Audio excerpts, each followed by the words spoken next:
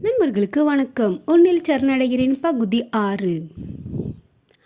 ஆதவ் வேலை நிற்கவும் அவனை பார்த்த அங்குள்ள வேலையாட்கள் வணக்கத்தை வைத்துவிட்டு தன் வேலையை தொடர்ந்தார்கள். தன்னுடன் பேசி சிரித்தவர்கள் திடீர் என்று சீரியஸ் ஆகிவிட்டார்களே என எண்ணியவள் என்னவென்று திரும்பி பார்க்க பேண்ட் பாக்கெட்டுகளில் கையை வைத்துக்கொண்டு அண்ணாந்து பார்க்கும் உயரத்தில் ஸ்டைலாக ஒருவன் நின்று கொண்டிருந்தான். அவன் கூலிங் கிளாஸ் அணிந்திருப்பதால் அவனுடைய பார்வையை இவளால் கண்டுகொள்ள முடியவில்லை. இவளை ஆழ்ந்து பார்வை பார்த்து கொண்டிருந்தான் அவன். யாருன்னு தெரியலையே, எதுக்கும் சிரிச்சு வைப்போம் என்று லேசாக இதழ்களை இவள் விரிக்க அவனோ பெயரளவில் கூட சிரிக்கவில்லை. யார் நீ, இங்கே என்ன பண்ற என்றான் சாதாரணமாக. ஆனால் அதிலிருந்த அழுத்தம் அவளை இவ்வளவு அழுத்தமாக கூட இந்த கேள்வியை கேட்க முடியுமா என்று நினைக்க வைத்தது. ஓகிட்ட தான் கேட்குறேன், காது கேட்காதா? இல்லை என்று அவள் உடனே மறுக்க, இல்லையா, காது கேட்காதா உனக்கு? பதறியவள், இல்லை இல்லை நல்லா கேட்கும் என்றாள். இன்னும் ஓப்பனிங்கே பண்ணலையே, அதுக்குள்ளே பர்ச்சேஸ்க்கு வந்துட்டியா? இல்லை இல்லை பர்ச்சேஸ்க்கெலாம் நான் வரல. என்ன எது கேட்டாலும் இல்லை இல்லைன்னுட்டே இருக்க, எதுக்கு வந்திருக்க? யார் நீ? நான் கீழே. கீழே என்ன? தன்னை பேச விடாமல் தொடர்ந்து கேள்விகளால் கேட்பவனிடம் கோபம் கொப்பளிக்க, நீங்கள் யார், என்ன எதுக்கு கேள்வி கேட்டு நிற்கிறீங்க என்று தைரியமாக கேள்வி கேட்க இவன் அவளை பார்த்தபடி நிற்க அருகிலிருந்த வேலையாட்களில் ஒருவர், ஐயாதான் பாப்பா ஓனரு என்று கூற, ஓஹோ பாப்பாவா, அதுதான் இன்னும் பொம்மையை வச்சு விளையாடிட்டு இருக்கு போல என்று தனக்குள் கூறிக்கொண்டான். இவர்தான் ஓனரா? தொழில்விட்ட சிறுதைரியமும் கருகிவிட, அது நீங்கள் விளம்பரம் எடுக்க சொல்லியிருந்தீங்கல்ல, அதுதான் இருக்கும். ஓ, நீ தான் விளம்பரம் எடுக்க போறியா? இல்லை இல்லை அங்கே அங்கே இருக்காங்க, நான் அங்கே வேலை பார்க்குறேன், அவங்க கூட தான் வந்தேன். அங்கே என்ன வேலை பார்க்குற? லைட்டு பிடிக்கிற வேலையா என்று நக்கலாக அவன் கேட்க, இல்லை இல்லை நானும் டிகிரி படிச்சிருக்கேன், அங்கே அக்கௌண்ட் வேலையில் இருக்கேன். இல்லைங்கிற வார்த்தையை தவிர உனக்கு வேற எதுவும் தெரியாதா? அப்படி இல்லையே என்று அவசரமாக கூறியவள் அதிலும் இல்லை என்று கூறிவிட்டு உதடை கடித்தவள், தெரியும் என்றாள். தலையை மட்டும் ஆட்டி வைத்தான் அவன். வேறு என்ன செய்வது என்று தெரியாமல் இவள் சிறிது நேரம் நிற்க அவன் முன் நிற்பதை அவஸ்தையாய் தோன்ற, கீழே வெயிட் பண்ணுவாங்க, நான் போகணும் என்று கூறிவிட்டு விட்டால் போதும் என்று கிடுகிடுவென படிகளில் இறங்கி ஓடினாள். வந்த புன்னகையை வாய்க்குள்ளேயே நிறுத்தினான் அவன். லிஃப்டை விட வேகமாக கீழே வந்தவள் இறங்கி கொண்டு பின்புதான் மூச்சை வாங்கினாள். அங்கு தன் தோழமைகளை தேடி ஓடினாள்.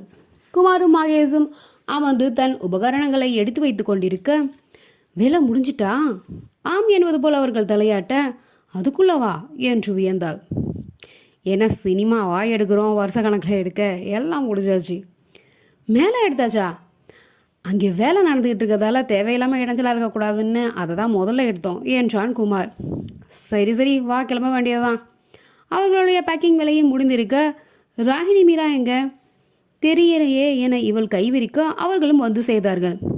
என்ன செய்துட்டு இருக்கீங்க இவ்வளவு நேரம்? வாவ், எல்லாமே சூப்பர்ரா, ஓப்பனிங்க்கு வந்தால் என்னென்ன வாங்கணுங்கிறத லிஸ்ட்டு போட்டு வச்சுட்டோம் என்றவர்களை, லிஸ்ட் எங்க என்றான் குமார். எல்லாம் ஃபோனில் இருக்குது. நீ என்னம்மா பிளான் பண்ணி வச்சுருக்க? நீரஜாவிடம் மகேஷ் கேட்க, நான் சும்மா பார்த்தேன், அவ்வளோதான், எனக்கு எதுவும் வேணும்னு தோணலை. பார்த்துக்குங்க, புள்ளனா இப்படி இருக்கணும். மகேஷ் கூற அவனை முறைத்த ராகினியும் மீராவும், அவள் இப்போ தான் வெளி உலகத்தையே பார்த்து பழகுறா, இன்னும் கொஞ்ச நாளில் எல்லாம் பழகிக்குவா என்று மீரா நொடிக்க, ஐயோ வேணாம்மா, நல்ல பிள்ளைய கெடுத்துடாதீங்க. மகேஷ் கூற, ஆமாம் ஆமாம், இதுகளை விட்டு ஒரு ஸ்டெப் தள்ளியே நில்லு. குமார் புன்னகையோடு கூற, என்ன இன்னைக்கு ரொம்ப தான் வாருறீங்க என இரு பெண்களும் இருவர் முதுகிலும் ஒன்று வைக்க அனைவரும் சிரித்தபடி முன்பகுதிக்கு வந்து சேர்ந்தனர். அவர்களை பார்த்த முருகேசன், சார் வந்துட்டாங்க, இருங்க கேட்டு சொல்கிறேன் என்றவர் அவன் ரூமில் சென்று பார்த்து அவன் இல்லாததால் அவன் எங்கு என்று அழைக்க, சார் அவங்க வேலை முடிச்சிட்டாங்களாம், ஏங்க நானே வரேன் என்றவன் கட் செய்துவிட்டு அவர்களிடம் வந்தவன், சார் இப்போ வந்துடுவாங்க என்று கூறி சிறிது நேரத்திலேயே அவர்களிடம் வந்து சேர்ந்தான் ஆதவ். ஹலோ என்று மகேஷிடம் கை நீட்ட அவனும் தன்னை அறிமுகம் செய்து கொண்டான். கைப்பற்றி குளிக்க, குமார் தன்னை அறிமுகம் செய்து கொள்ள பெண்களிடம் சிறு தலையசைப்புடன் நிறுத்தி கொண்டான். தேவையற்ற சதைப்பிடிப்புகள் ஏதும் இன்றி மாநிலத்தில் கம்பீர தோற்றத்தில் வந்து நின்ற உயர்ந்த மனிதனை அனைவருக்கும் பிடித்தது. எனக்கு இந்த விளம்பரத்தில் எல்லாம் நாட்டம் இல்லை, இது முருகேசனோட ஐடியா தான், ஒரு தடவை ட்ரை பண்ணி பண்ணலாமேன்னு தான் ஓகே சொன்னேன். தேங்க்ஸ் சார், நீங்கள் ட்ரை பண்ணதுக்கு உங்களுக்கு பிடிச்ச மாதிரி செய்து கொடுக்குறோம் என்ற மகேஷ் முருகேசனிடம் திரும்பி அவரிடமும் ஒரு நன்றியை தெரிவிக்க, வாயெல்லாம் பல்லாக பரவாயில்லை தம்பி என்று அவர் வழிய, டோட்டலாக எவ்வளோ அமௌண்ட் என்று நேரடியாக விஷயத்திற்கு வந்திருந்தான் ஆதவ். மகேஷ் அவர்களுக்கான தொகையை கூற, முருகேசனை திரும்பியவன் செக் புக்கை எடுத்துட்டு வாங்க என்று கூற அவர் உள்ளே சென்றார். உங்கள் கார் இவர்களிடம் கேட்க பரபரக்க உடனே எடுத்து நீட்டினான் மகேஷ். எவ்வளவு நாள் ஆகும்? 3 நாளில் முடிச்சிடுவோம் சார். ஓகே. முருகேசனும் செக் புக்கோடு வந்துவிட அவர்கள் சொன்ன தொகையை எழுதி கொடுக்க அனைவரும் வாய் பிளந்தனர். எந்த பேரமும் இன்றி தயக்கமும் இன்றி முழு தொகை இதுவரை அவர்கள் வாங்கியதில்லையே சார் என்று வியந்த மகேஷ், அட்வான்ஸ் மட்டும் முதல்ல கொடுத்தா போதும் சார், வேலை முடிஞ்சதுக்கப்புறம் மீதி என அவன் இழுக்க, நோ ப்ராப்ளம், உங்கள் தேவை முடிஞ்சதுன்னா என் வேலையை சந்தோஷமாக செஞ்சு கொடுப்பீங்கல்ல, அது இன்னும் கூட நல்லா அமையலாம் அவன் கூற, தேங்க்ஸ் சார் என்று புனைய முகமாக அனைவரும் விடைபெற்று சென்றனர். செல்லும் அவர்களை இல்லை, அவளையே தான் பார்த்து கொண்டு நின்றான் அவன். அந்த கார்டுடன் அவன் உள்ளே செல்ல முருகேசன் தான் வேலையை பார்க்க துவங்க, கார்டில் அவன் பார்வை இருந்தாலும் காட்சியில் என்னமோ அவள் முகம்தான் நிறைந்து இருந்தது. மகேஷிடம் பேச்சுவார்த்தைகளை நடத்தினாலும் அவளையே தான் இவன் பார்வை தழுவி விட்டு நின்றது. கருப்பு கண்ணாடியில் இது ஒரு நன்மை, யாரை பார்க்கிறோம் என்பதை பார்ப்பவரை தவிர பிறர் அறியார். ஆனால் அவள் என்னமோ குனிந்ததலை நிமிரவில்லை. இப்பொழுதெல்லாம் கூட இப்படி பெண்கள் உண்டா என ஆச்சரியம். முழு தொகை கொடுத்த பிறகு கூட மற்றவர்களிடம் தெரிந்த வியப்போ அதிர்ச்சியோ மகிழ்ச்சியோ இவளிடம் இல்லை. அவளுடைய சாதாரண நிலையை தொடர்ந்தாள். பணம் என்றால் பிணமே வாயை பிளக்கும் என்பதுதானே பழமொழி. இவளிடம் ஏன் அந்த மாற்றத்தை தரவில்லை? மறுபடியும் அவளை எப்பொழுது பார்ப்பது என்று எண்ணம் தோன்ற அவனுக்கே அதிர்ச்சி. அதா என்னடா ஆச்சு, இதெல்லாம் உனக்கு சரிப்பட்டு வராதே, புதுசாக பொண்ணை பார்க்கல விடலை பசங்களாட்டம், சீ சீ சீ சீ என்று கூறி சிரித்து கொண்டான். அவளுக்கோ அங்கிருந்து வெளிவரவும் தான் மூச்சே வருவது போல் ஒரு பிரம்மை. இதென்ன புதுசா, வேலை தேடி எத்தனையோ பேரை இதுவரை சந்திச்சாயிற்று. ஏன் குமாரனா மகேசன் நம்ம கூட முதல் முறை பார்க்கும்போது மிக சாதாரணமாக தானே நம்ம இருந்தோம், இது என்ன புது படபடப்பு குறுகுறுப்பு என்று தன்னைத்தானே கேட்டுக்கொண்டாள். தங்கள் ஸ்டூடியோவிற்குள் நுழைந்தவர்களுக்கும் அதோ பற்றிய பேச்சுவார்த்தை தான் நிறைந்து இருந்தது. இப்படியே எல்லாரும் இருந்துட்டா எவ்வளவு வசதி, யோசனை பண்ணாமல் மொத்த பணத்தையும் ஒத்த செக்கில் கொடுத்துட்டாருப்பா மகேஷ் வியக்க. ஆமாம்டா, நம்ம வயசு தான் இருக்கும் போல, அதுக்குள்ளே எவ்வளவு உரம் ஏட்டிட்டாரு. ஆனால் துளி கர்வம் இல்லை, நார்மலாக பேசினார். நல்ல விஷயம்ப்பா. குமார் பாராட்டு பத்திரம் வாசிக்க, நல்லா ஹேண்ட்ஸமாக இருந்தார்ல. ராகினி பல்லிலிக்க, சாப்டர்லாம் முடிஞ்சு போச்சு, புருஷனை பார்க்குறதோட நிறுத்திக்கணும். வேணா எனக்கும் நீரஜாக்கும் தான் இப்போ சைட் அடிக்கிற வேலை, புரியுதா என்று மீரா கூற, நோடித்த ராகினி, கல்யாணம் பண்ணிட்டா கண்ண முடிட்டு இருக்கணுமா? நான் என்ன லவ்வா பண்ண போகிறேன், சும்மா பார்த்தேன் அவ்வளோதான். எனது லவ்வா? உன் புருஷன் காதில் விழுந்தா வகுந்து விடுவார், ஜாக்கிரதை. இவளுங்க என்னடா அவருக்கு அடிச்சுட்டு நிற்கிறாளுங்க, நம்மளையெல்லாம் பொண்ணுங்க பார்க்கக்கூட மாட்டாளுங்களோ. 6 பேக்கு 7 பேக்குன்னு வைக்கிறவங்களெல்லாம் நடித்து படத்துலலாம் காமிச்சு பொண்ணுங்க மனசெல்லாம் கெடுத்து வச்சுருக்காங்க. தொந்தி தொப்பையோடு இருந்தால் கல்யாணமே நடக்காது போல இருக்க. வயிற்றுச்சலோட மகாய்ஸ் புலம்ப. நம்மளும் 0 சாய்ஸு ஒயிட்டு கேர்ளுன்னு தேடாமல் இருந்தால் எல்லாம் நடக்கும். குமார் காலை வர இதில் எதிலும் கலந்து கொள்ளாமல் பார்வையாளராக மட்டுமே நீரஜா சிரித்தபடி அமர்ந்திருந்தார். ஏமா நீ என்ன நினைக்கிற என்று மகேஷ் கேட்க, ஆனால் அந்த கடையில் எல்லா பொருளுமே இருக்குது பாருங்களேன், காசு மட்டும் இருந்தால் போதும், வீட்டுக்கு தேவையான எல்லாத்தையும் ஒரே இடத்துல வாங்கிடலாம். இதை கேட்டு வியந்த மகேஷ், அங்கே பாருடா என் தங்கத்தை, நாம் எதுக்கு போனோமோ அந்த வேலையை மட்டும் கவனம் வச்சுட்டு வந்து சேர்ந்துருக்கா.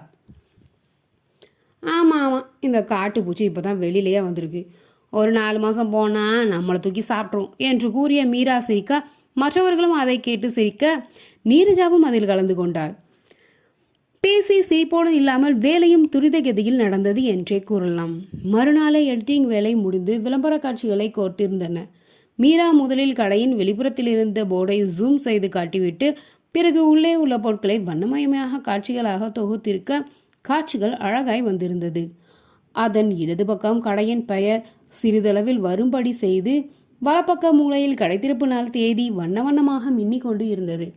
அழைக்கும் விதமாக ஒரு பெண்ணின் அழகிய முகமும் அவள் வணங்குவது போல கைகளும் வந்து வந்து விட்டு செல்வது போல் அமர்ந்திருக்க வீடியோ காட்சி மனம் திருப்தியாக இருந்தது. ஆடியோவில் என்ன சேர்க்கலாம் என்று மகேஷ் உருண்டு பிறண்டு சிந்தித்து கொண்டிருந்தான். அதில் உள்ள நிறை குறைகளை சொல்லி ஒரு காட்சி திருப்பி வராதபடி பார்த்து கொண்டார் ராகினி. வீடியோ தயாராகிவிட ஆடியோ கேட்பது மட்டுமே பாக்கி. பர்ஸோடு வாங்க, பர்ச்சேஸ் பண்ணிட்டு போங்க, எப்படி என்று மகேஷ் கேட்க, ஆரம்பிக்கும் போதே உன் பர்ஸை உருவிடுவேன்னு சொல்கிற மாதிரி இருக்கு. குமார் கூற, சரி அப்படின்னா அது ரிஜெக்டட். அங்கே இங்கே எங்கேயும் போகாதீங்க, இங்கேயே வாங்க, அனைத்தையும் அள்ளிட்டு போங்க, இது எப்படி இருக்கு? ஆமாம், லோட் லாரியை எடுத்துகிட்டு வந்து அள்ளிட்டு போங்கன்னு சேர்த்து சொல்லு. ராகினி கூற, சரி அதுவும் வேணாம், அனைத்து பொருட்களும் போகிற இடத்தில் வாங்க பார்க்கலாம். இது என்று கேள்வியோடு அவன் நிறுத்த, இது ரொம்ப பழைய டைலாக், எல்லாருமே சொல்கிற அதே டைலாக். குமாரும் கூற, புதுசாக யோசி. ராகினி, டேய் என்னடா நினச்சிக்கிட்டு இருக்கீங்க எல்லாரும்? எதோ சொன்னாலும் மாற்றி சொல்லு, சரியா இல்லைன்னா என்ன தான் பண்ணுறது? ஏங்க நீங்கள் ஏதாவது சொல்லுங்களா பார்க்கலாம். ஏற்று மற்றவர்களிடமே பொறுப்பேற்றினீங்க, நாங்கள் எதுக்கு சொல்லணும்? அது எங்கள் வேலை இல்லையே. ராகினி கூற, அதானே எங்கள் வேலையை நாங்கள் முடிச்சிட்டோம், இது உன் வேலை, ஒழுங்கா பாரு. குமார் நகர்ந்து விட, குறை சொல்ல மட்டும் கூட்டமாக வரானுங்க, ஐடியா கேட்டால் ஓடிடுறானுங்க. சேச்சே. அனைத்தையும் கேட்டு சிரித்தபடி தன் வேலையை பார்த்து கொண்டு இருந்தாள் நீரஜா. அவள் புறம் பார்வை செல்ல, தங்குமா நீ சொல்லுடா ஐடியா அண்ணனுக்கு என்று அவரிடம் முறையிட்டான் மகேஷ். ஆட போங்கண்ணா, ஏதோ காக்கா உட்கார பணம்பழம் விழுந்த கதையா? அன்று நான் சொன்னது ஒர்க் அவுட் ஆகிடுச்சு, அதையே எப்பவும் எதிர்பார்க்குறீங்க? ஏன்னா அவள் கலண்டு கொள்ள, ஒரு பயப்பிள்ளையும் உதவிக்கு வர மாட்டேங்குது என நொந்தவன் பேனாவால் தலையில் தட்டி மூளையை எழுப்பிவிட முயற்சி செய்வது போல் முயன்று கொண்டிருக்க நீரஜாவை அவனுக்கு வார்த்தையை வழங்க முன் வந்தாள். ஆனால் ஒன்று பார்த்தீங்களா அண்ணா, பீகாக்னு பேர் பொருத்தம்தான் இல்லை, மயில் எப்படி தோகை விரிச்சதும் நம்ம கண் கவருமோ, இங்கே உள்ள அனைத்து விஷயமும் நம்ம கவனம் கவர்ற மாதிரி இருக்குல்ல. அவள் முடிக்க அவன் முகம் பிரகாசமாக, அட இதோ வந்துருச்சுல என் தங்கம், அள்ளி அள்ளி கொடுக்க. அடப்பாங்க நீங்கள் வேற. ஆனால் ஒன்று, எல்லோரும் வாங்க, அதை வாங்க, இதை அள்ளிட்டு போங்கன்னு இப்படியே சொல்லாமல் புதுசாக திறந்துருக்க இடம் தானே, வந்து வாழ்த்திட்டு போங்கன்னு ஆசீர்வாதம் செய்யுங்கன்னு இதை போல் ஏதாவது சேர்த்து சொல்லுங்கண்ணா என்று அவள் கூற, சூப்பரா, எனக்கு தேவையான எல்லாமே கிடச்சிட்டு, நீ உதறியாக சிந்துனதெல்லாம் அப்படியே கோர்த்து சேர்த்துடுறேன் பாரு என அவன் எழுத மும்முரமாக இதையெல்லாம் கேட்டுக்கொண்டிருந்தவர்களோ, ஆமாம் உன் தொங்கச்சியை எல்லாத்தையும் சொல்லிட்டு அப்புறம் நீ எதுக்கு தேவையில்லாமல்?